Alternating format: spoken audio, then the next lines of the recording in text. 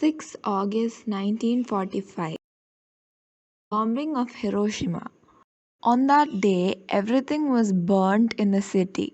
People, birds, dragonflies, grass, trees, everything.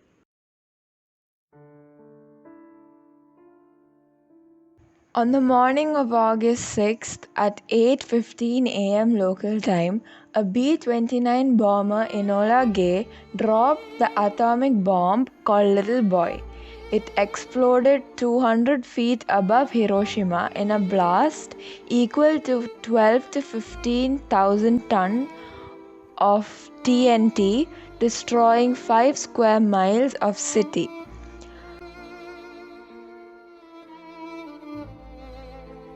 Three days later, another atomic bomb, Fat Man, was dropped over Nagasaki around 11 a.m. local time, more powerful than the one used at Hiroshima. The topography of Nagasaki reduced the bomb's effect, limiting the destruction to 2.6 square miles.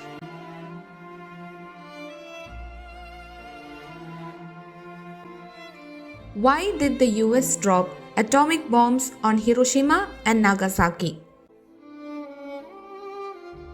In late July, Japan's government rejected the Allied demand for surrender in World War II put forth in the Potsdam Declaration, which threatened the Japanese with prompt and utter destruction if they refused.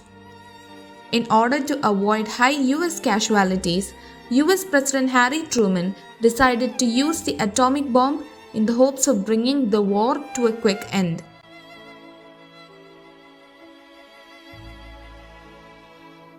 Historians now largely agree that the United States need not have dropped bombs to bring an end to World War II.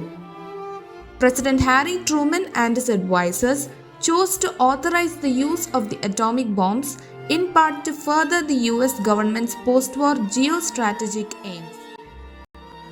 By the end of 1945, the bombing had killed an estimated 140,000 people in Hiroshima and a further 74,000 in Nagasaki, both from acute exposure to the blast and from long-term side effects of radiation.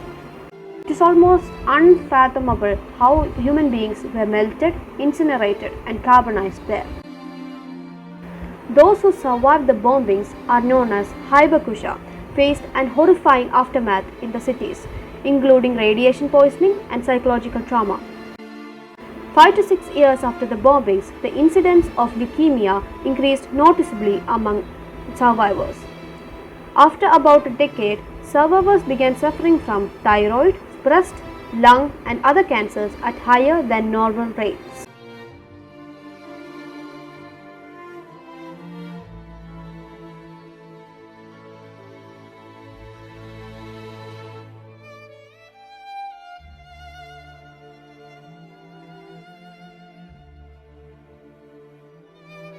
At noon on August 15, 1945 in Japanese time, Emperor Hirohito announced his country's surrender in a radio broadcast.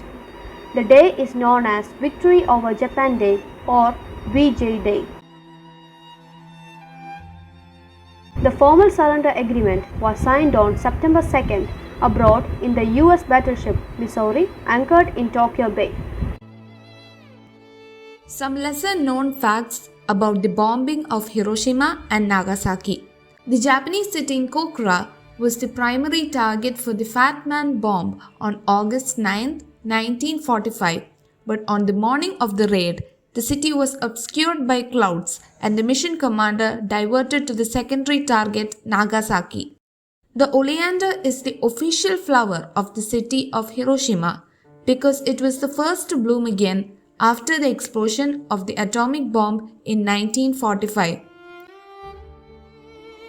The survivors of Hiroshima and Nagasaki bombings bear witness to the catastrophic humanitarian consequences of nuclear weapons.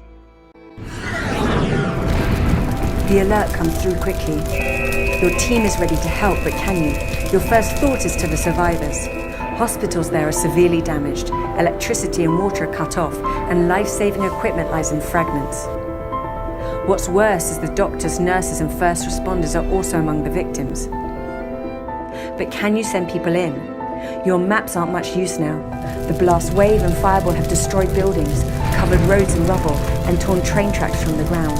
Maybe you could airlift teams in, but how many would be willing to go somewhere highly radioactive, and how much help will they be? No equipment exists to protect them from some of the radiation seeping through. Can you justify putting even more people at risk? Even if you get in, the number of victims is beyond anything you've ever seen. Tens of thousands may be dead and hundreds of thousands injured. Survivors are slowly moving, carrying on them radioactive dust. They all need shelter, food, water, and to be decontaminated. And what to do with the mass of dead bodies? How to identify them, inform their families, and ensure their remains are properly buried. There's no way to really help victims of a nuclear attack. These weapons should never be used. All states must join the Nuclear Ban Treaty.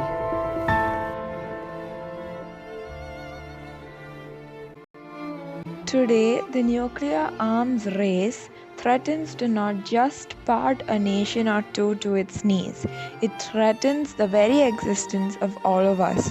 Our nuclear anxieties persist, and humanity's efforts to contain and eliminate the nuclear weapons danger continue.